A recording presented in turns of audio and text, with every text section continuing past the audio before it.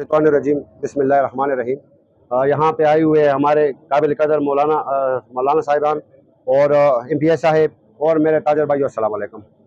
ये उमैमा अस्पताल के जो ऑनर हैं डॉक्टर इख्तिशाम साहब, ये उनकी दूसरी ब्रांच है और बातें तो तकरीबन MPS साहब ने भी कर ली और डॉक्टर मोमिन साहब ने भी कर ली।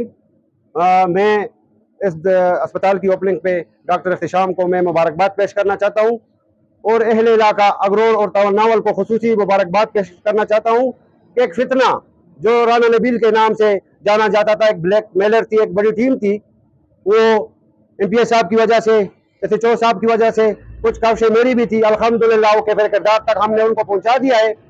ये आप लोगों के लिए, आप लोगों की एक बड़ी खुशकिस्मती है। इन लोगों की वजह से यहाँ पे दुश्मनियां बन रही थी। तो मैं आखिर में फिर यहाँ पे आए हुए जितने भी मेरे ताजर भाई हैं, उलमाए कराम हैं और मीडिया के दोस्त हैं, मैं आपका शुक्रिया अदा करता हूँ और डॉक्टर साहब को मुबारक करना चाहता हूँ। इसके कारोबारी है, ये हमारे कारोबार में